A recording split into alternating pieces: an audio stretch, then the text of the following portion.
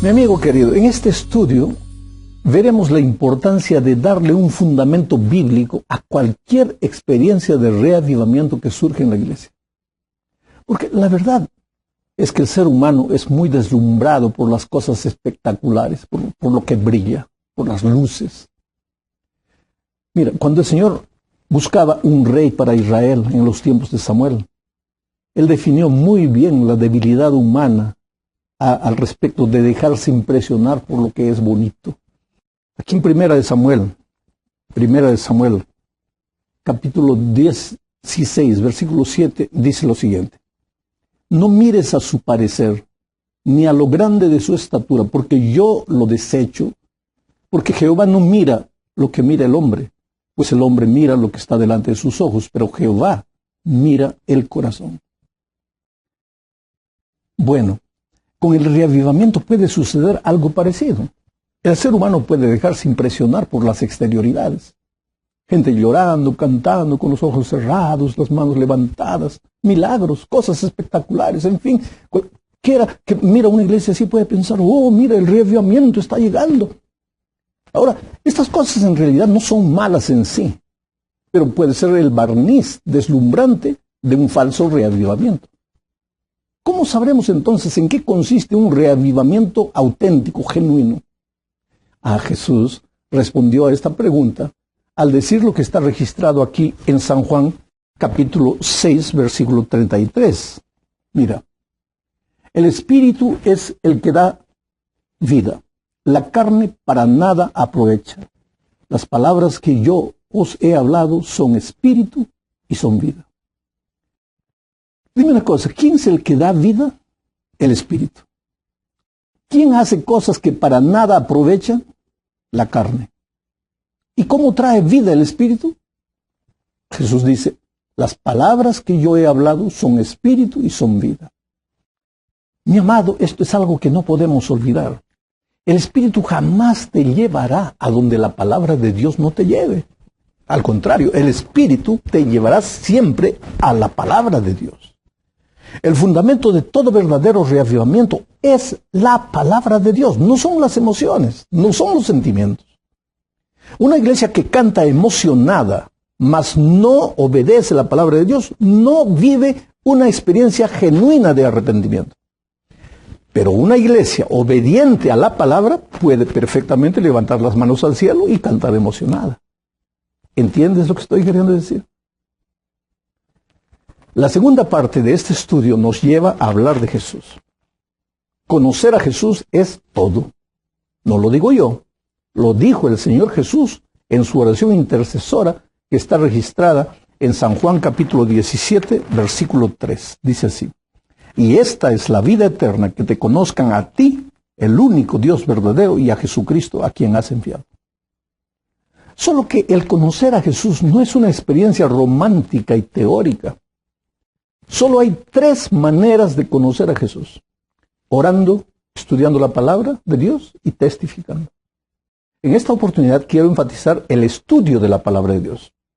Jesús lo dijo en San Juan 5:39. Escudriñad las Escrituras, porque a vosotros os parece que en ellas tenéis la vida eterna, y ellas son las que dan testimonio a mí. No existe manera de conocer a Jesús sin estudiar la Biblia. La Biblia es la que da testimonio de Jesús. Es necesario abrirla todos los días y buscar a Jesús en sus páginas. Ahora, el conocimiento de Jesús te hace amarlo, porque nadie puede amar a alguien que no conoce. ¿Cómo podrías amar a Jesús si no lo conoces? ¿Y qué hace el amor por Cristo? El amor por Cristo te lleva a la obediencia. ¿Obediencia a qué? Primera de Juan 2, 3 al 5 responde: y en esto sabemos que nosotros le conocemos si guardamos sus mandamientos. El que dice yo le conozco y no guarda sus mandamientos, el tal es mentiroso y la verdad no está en él. Pero el que guarda su palabra, en este verdaderamente el amor de Dios se ha perfeccionado. Por esto sabemos que estamos en él. ¿Notas la relación estrecha que existe entre conocer a Jesús, amarlo y obedecer sus mandamientos? Las 3 son la misma experiencia. Ahora, si el reavivamiento no es otra cosa que nueva vida en Cristo, tampoco existe reavivamiento sin conocer, sin amar y sin obedecer a Jesús. Cuando una persona está enamorada de otra, lo que más desea es ver feliz a esa persona. Por eso Jesús murió en la cruz por nosotros, porque Él nos ama. En esto se prueba el amor de Dios, en que Él murió por nosotros. Jesús no se quedó en el cielo, levantando la mano con los ojos cerrados, cantándonos un himno bonito de amor. No, no, no. No habría nada de malo en eso. Pero es que Jesús hizo más que simplemente eso. Más que darnos una declaración romántica de amor. Él se levantó, dejó todo en el cielo y vino a morir por nosotros en la cruz. ¿Pero qué con relación a nuestro amor por Él? ¿Se limita a cantar emocionado un himno de amor muy bonito? ¿O va más allá, adentrándose en el terreno de la obediencia? Podemos comparar el amor de Cristo por su iglesia y el amor de la iglesia por Cristo. Hablemos ahora del formalismo, del fanatismo y de la fe. Esta es la tercera parte. El formalismo y el fanatismo son los extremos de la fe auténtica. Al enemigo le gusta llevar a las personas a los extremos. No quiere a nadie en el punto del equilibrio. En los tiempos de Cristo, los fariseos habían caído en el terreno del fanatismo. Amaban a las reglas, pero no amaban al Señor. Tenían una preocupación exagerada por lo que se veía por fuera.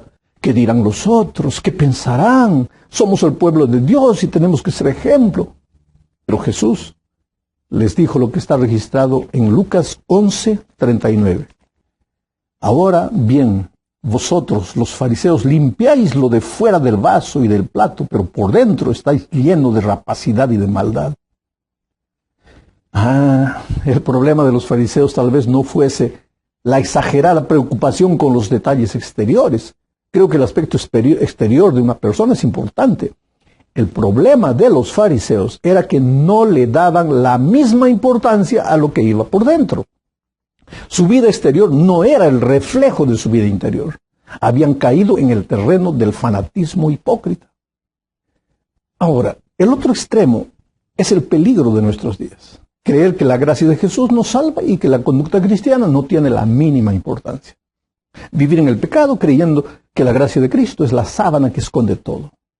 Creer que ir una vez por semana a la iglesia y participar del culto ya es suficiente. Esto es caer en el terreno del secularismo indiferente. El remedio para no caer en los extremos, ni en el fanatismo, ni en el secularismo, es la fe en Cristo, fruto del relacionamiento constante con Jesús. Cuando una persona vuelve sus ojos a Jesús, ahí experimenta un genuino reavivamiento, porque Jesús, el Señor de la vida, pues le imparte vida nueva. Pero hay un peligro. Confundir la emoción con el reavivamiento. No basta decir Señor, Señor, es necesario hacer la voluntad del Padre. Y la voluntad de Dios es que conozcamos a Jesús en una experiencia personal. A estas alturas tal vez surge una pregunta. ¿Cómo puedo saber yo si estoy en el terreno del fanatismo? Creo que la mejor manera de saber es si empiezo a mirar a los otros y desear el cambio de los otros, olvidándome de mí. Ahí estoy en el terreno del fanatismo. ¿Y cómo puedo saber si caí en el terreno del secularismo? Si mi vida religiosa se limita solo a ir a la iglesia, sin tener una vida devocional personal, a solas. Ahí estoy en el terreno del secularismo. El reavivamiento genuino empieza con la propia persona. La persona que lo vive no mira ni se compara con nosotros. Es como brasa viva, que sin decir nada enciende también al que está a su lado. Pero ahora, querido, necesitamos continuar. Y ahora vamos a hablar de la diferencia que existe entre el falso y el genuino reavivamiento. El falso reavivamiento se basa en hechos prodigiosos y milagros, mientras que el auténtico se basa en el servicio y el ministerio de amor entre los miembros de la iglesia y hacia las personas que no están en la iglesia. Mira, Pablo, hablando de los últimos días, escribió lo siguiente en 2 a los Tesalonicenses, capítulo 2, versículos 8 al 12. El texto es un poquito largo, pero necesito leerlo. Dice, y entonces se manifestará aquel inicuo a quien el Señor matará con el espíritu de su boca y destruirá con el resplandor de su venida. Inicuo, cuyo advenimiento es por obra de Satanás, con gran poder y señales y prodigios mentirosos, y con todo engaño de iniquidad para los que se pierden, por cuanto no recibieron el amor de la verdad para ser salvos. Por esto, Dios le envía un poder engañoso para que crean la mentira, a fin de que sean condenados todos los que no creyeron a la verdad, sino que se complacieron en la injusticia. Mira, aunque este versículo originalmente se refiere al poder religioso que en los últimos días tratará de dominar al mundo, el principio del engaño es oportuno al tema que estamos estudiando. Aquí se habla de señales, de prodigios mentirosos, pero dice que los únicos que serán engañados son los que no amaron a la verdad, o sea, los que no buscaron la palabra de Dios.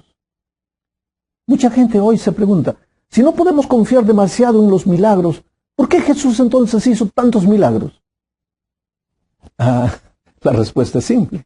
Jesús era el Mesías. Pero aunque hizo milagros, te vas a dar cuenta que su ministerio no consistía solo en hechos prodigiosos.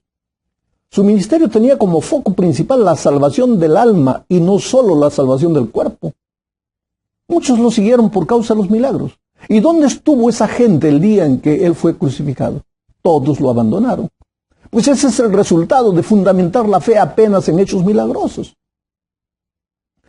Ya en el caso de la iglesia primitiva, donde también hubo muchos milagros, los hechos prodigiosos, los milagros, fueron necesarios por causa del contexto que la iglesia vivía en aquel momento.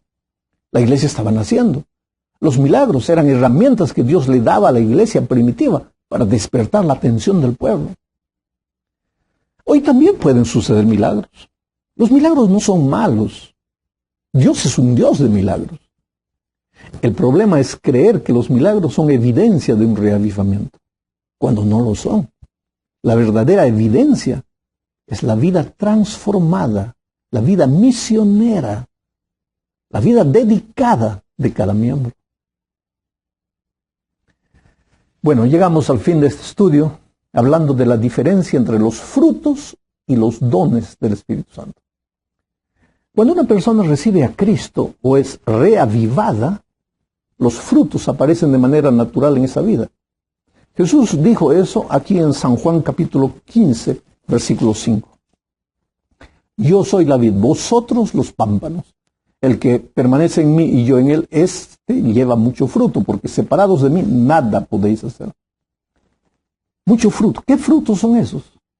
Pablo hace una lista de los frutos del Espíritu Santo: gozo, paz, temperancia, amor, benignidad, paciencia, en fin. Pero por otro lado sucede también que cuando Jesús concede vida al cristiano, le da dones. Son diferentes de los frutos. Y eso está escrito aquí en 1 Corintios, capítulo 12, versículo 4. Hasta el 7 dice así. Ahora bien, hay diversidad de dones, pero el Espíritu es el mismo. Y hay diversidad de ministerios, pero el Señor es el mismo. Y hay diversidad de operaciones, pero Dios, que hace todas las cosas en todos, es el mismo. Pero a cada uno le es dada la manifestación del Espíritu para provecho. Querido, estos dones que Dios da a sus hijos son para el crecimiento de su iglesia, para el servicio de amor que la iglesia necesita prestar al mundo. Los frutos del Espíritu son la evidencia de que estamos en Cristo. Los dones del Espíritu son las habilidades que reciben aquellos que están en Cristo. El peligro está en confundir la evidencia con las habilidades. Explico con una ilustración. La evidencia de que estoy bien de las piernas es que puedo andar. Ahora, dominar la pelota con los pies es una habilidad. ¿Te das cuenta? El falso reavivamiento da exagerada importancia a los dones. El verdadero reavivamiento da importancia a los frutos, sin menospreciar los dones. Eso tiene que estar bien claro en nuestra mente. Que Dios nos ayude a buscar al Señor con todo nuestro corazón, recibir la vida nueva, reavivamiento, que los frutos aparezcan en nuestra vida: gozo, paz, mansedumbre, temperancia, un carácter lindo, de amor, de cariño para las personas, y también pues los dones que hemos recibido que sean colocados al servicio del Señor. Dios te acompañe.